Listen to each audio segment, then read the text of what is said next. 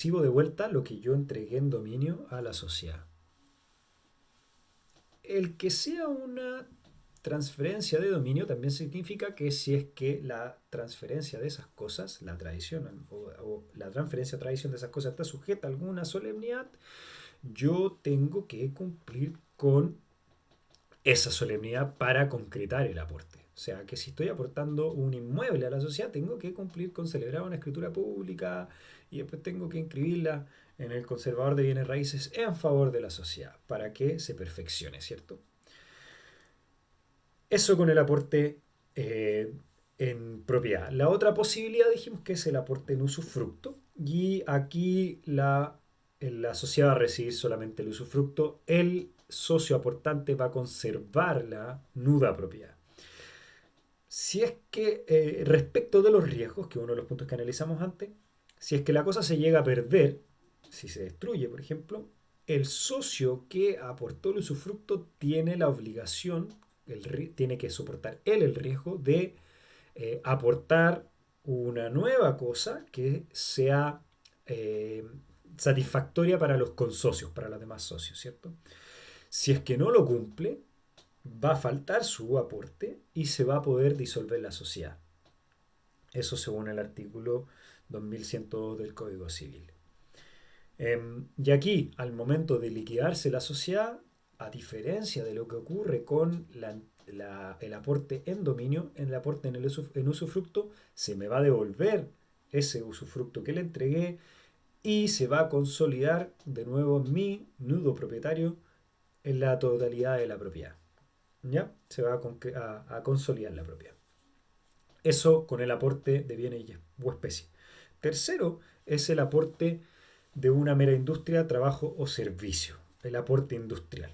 Y este, ya sabemos, es un trabajo, es una actividad, es un servicio que se debe realizar en favor de la sociedad. En principio, si nada se dice, ese aporte industrial es para toda la vida de la sociedad, para toda la vida, para toda la existencia, para toda la vida de la sociedad. Salvo que al momento de celebrar el pacto social, el contrato social, se haya establecido que iba a limitarse a un determinado espacio de tiempo. Eso es perfectamente posible. Ahora, ese trabajo o actividad o servicio que se va a desarrollar tiene que ser lícito. Ya dijimos que no va a formar parte del capital social y esta es la importancia que antes les trataba de mencionar. No forma parte del capital social porque si los acreedores buscan ejercer su derecho de prenda general, no van a poder embargar estos trabajos que se aportaron, estos servicios que se aportaron. Sería casi que una suerte de esclavitud, ¿cierto? Por eso es que no parece correcto incluirlo dentro del capital social, porque sin perjuicio de que el capital social les dije que es pétreo y después los acreedores actúan respecto del patrimonio o del activo, de los activos sociales, el patrimonio neto o los activos sociales, eh, la verdad es que este capital social se supone que es un indicio de la potencia o de la posición económica con la que se presenta la sociedad en un principio. Entonces, incluir un trabajo que no va a poder ser perseguido por los acreedores es darle una potencia, darle una posición que no representa propiamente la realidad. Ahora, como les digo, no todos los autores están de acuerdo de si es que al momento de indicarse el capital en la escritura de sociedad se tiene que incluir o no se tiene que incluir. Em, El aporte industrial puede existir para la generalidad de las sociedades de personas, pero no se permite para las sociedades anónimas, según el artículo 13 de la ley 18.046 que regula la sociedad anónima. Tampoco es procedente en las sociedades en comandita respecto de los socios capitalistas. Ellos tienen una posición bastante semejante a un accionista. Ahí no va a existir la posibilidad de socios industriales. Básicamente porque el espíritu que hay detrás de eh, la sociedad anónima es que la persona de los socios, la persona de los accionistas, para ser más preciso, no son propiamente socios, la persona del accionista es intrascendente. No le importa a los otros accionistas ni a la sociedad quién es el accionista. Entonces, claro, pensar en que él preste servicios y esos servicios sean lo que le habilita para ser el titular de una acción no parece condecirse con el espíritu de la sociedad anónima. Ahora, ustedes podrán pensar que el socio industrial, al hacer estos aportes de trabajo, se convierte en un empleado o trabajador de la sociedad, y la verdad es que eso no es así. Eso no es así. Eso es un error. La verdad es que es una relación societaria, no es una relación no regulada por el Código del Trabajo, no tiene contrato de trabajo, no tiene sueldo mínimo, no tiene protección social, básicamente es una relación sui generis, no está sujeta al Código del Trabajo en ninguna forma. Tanto así que si la sociedad le está yendo mal y no hay utilidades, el socio industrial no va a ganar nada, no va a tener ninguna retribución por el trabajo que está brindando, va a haber perdido su tiempo. Esa idea reténganla porque va a ser importante un poquito más adelante. El código de comercio en el artículo 377 se encarga de regular un ejemplo de cosas que no pueden ser aportadas y son básicamente oficios públicos y cargos de nombramiento por la autoridad. Estas no se pueden aportar, por ejemplo, el ser agente de aduana o el ser martillero podría ser. Eh, ellos no, eso no puede ser aportado. Eh, eso no se puede aportar a la sociedad. Ahí opera esta limitación y claro, es porque se sacaría un provecho indebido por una sociedad a un cargo que se supone que tiende a ser personalísimo, ¿cierto? Lo otro son dos cosas que tampoco pueden aportarse a la sociedad y que resultan de los conceptos generales que hasta ahora ya vimos. Las cosas incomerciables no se pueden aportar. Ya dijimos que el Código Civil expresamente decía que se puede aportar cualquier cosa comerciable y tampoco, bueno, también lo dice el Código de Comercio en realidad. Y tampoco se pueden aportar cosas que sean incapaces de prestar una utilidad, de nuevo por lo que dice el Código de Comercio en el artículo 376. ¿Sí? Entonces, cualquier cosa incomerciable o que no sea útil no puede ser aportada. El aporte se tiene que concretar de acuerdo al 378 del Código de Comercio en la época y forma estipulada en el contrato.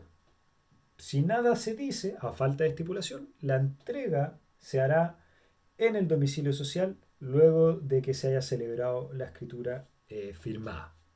Ese es el momento que supletoriamente fija la ley. Pero tiene que ser entregado entonces en la forma estipulada en el contrato.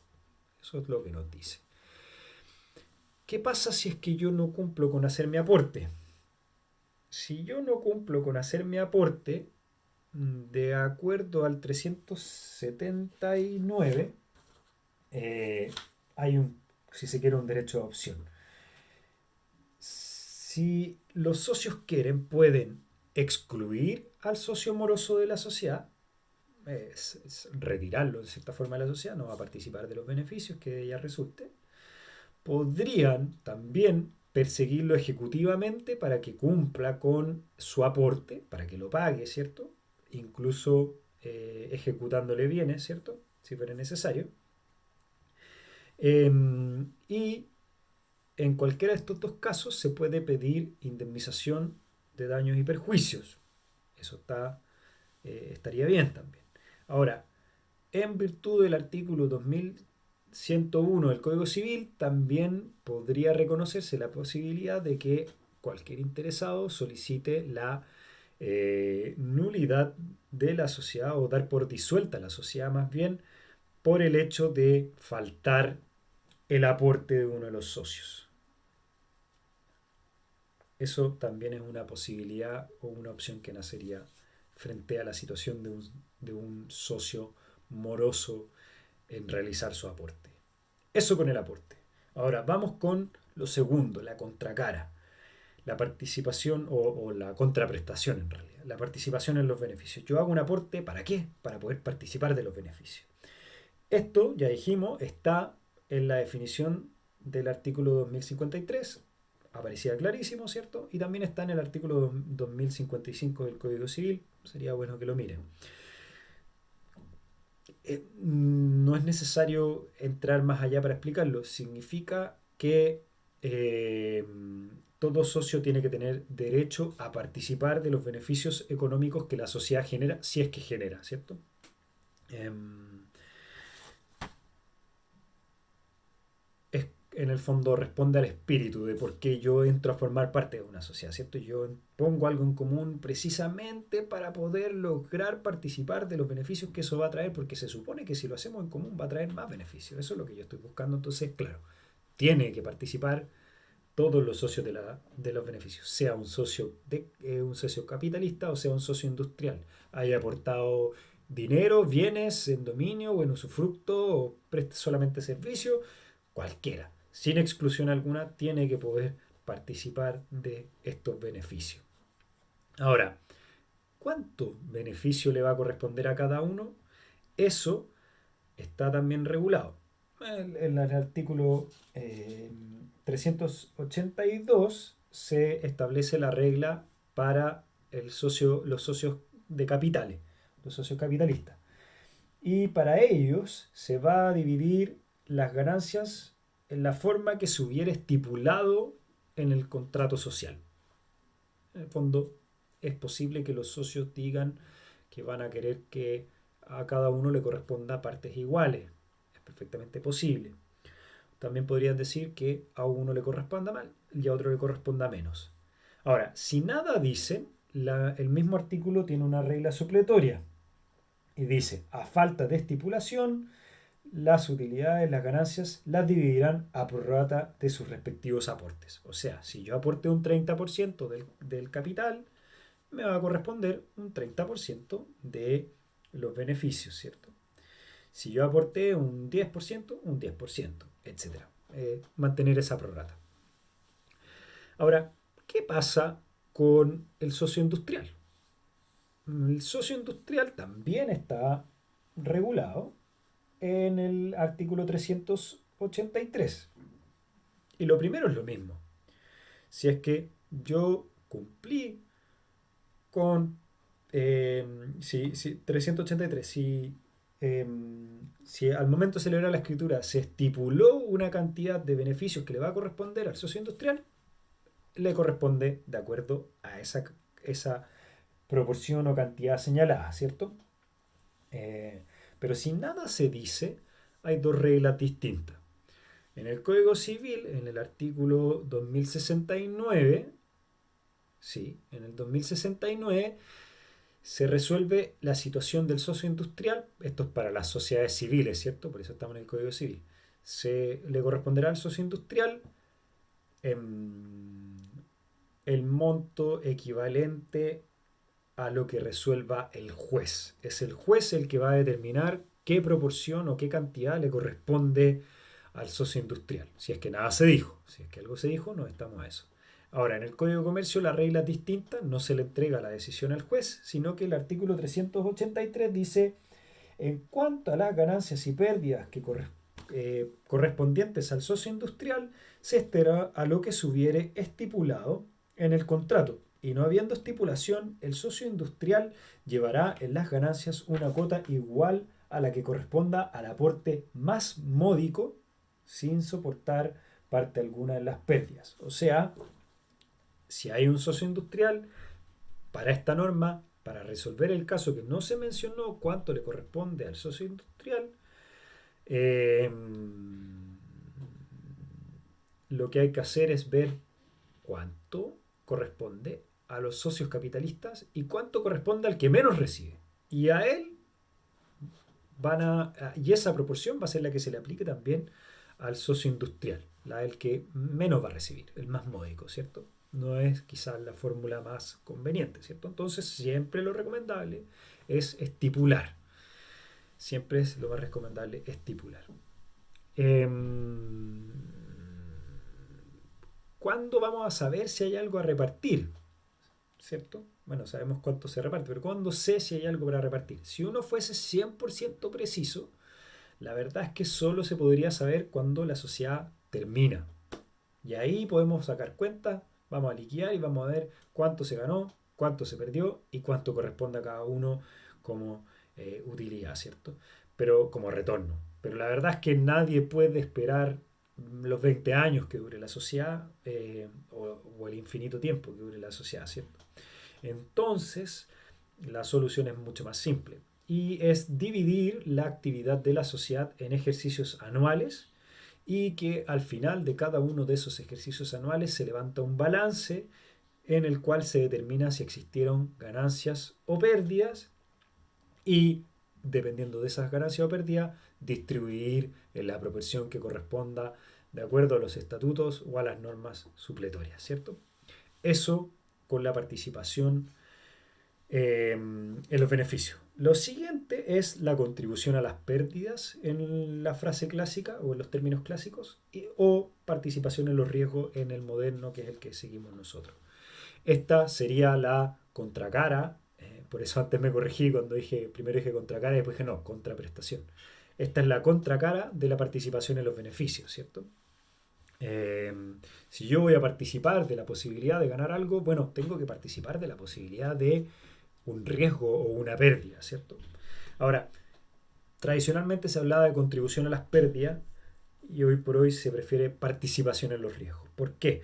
Porque contribución a las pérdidas me estaría dando a entender que yo tengo que entregarle algo a la sociedad para que cubra las pérdidas que se le produzcan, ¿cierto? Como que la limitación de responsabilidad no existiese y yo tuviese que entregarle plata a la sociedad para que responda de las deudas que haya tenido. Y eso sabemos que hoy por hoy no es así en la generalidad de las sociedades porque la generalidad de las sociedades tienen limitación de responsabilidad. Eh, entonces no parece lo más recomendable llamarle contribución en las pérdidas.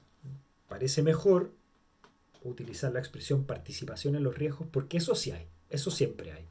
Yo por el hecho de formar parte de la sociedad tengo que hacerme partícipe de esta incertidumbre de ganar a perder, entonces tengo que correr el riesgo de llegar a perder, ¿cierto? De que la plata que yo aporté a la sociedad se perdió, o de que el trabajo que yo realicé en pos de la sociedad, como no hubo utilidades, como no hubo ganancia, lo voy a perder. Perdí mi tiempo, perdí mi energía, perdí las horas que le dediqué. Cualquiera de esos dos casos, yo pierdo, no recibo nada. Pero no estoy contribuyendo a las pérdidas. Estoy arriesgando lo que ya le entregué a la sociedad, lo que le aporté o el trabajo que le brindo. Participo de ese riesgo, del riesgo de que lo que yo entregué no se vea retribuido, no porque yo vaya a tener que contribuir a una pérdida propiamente tal.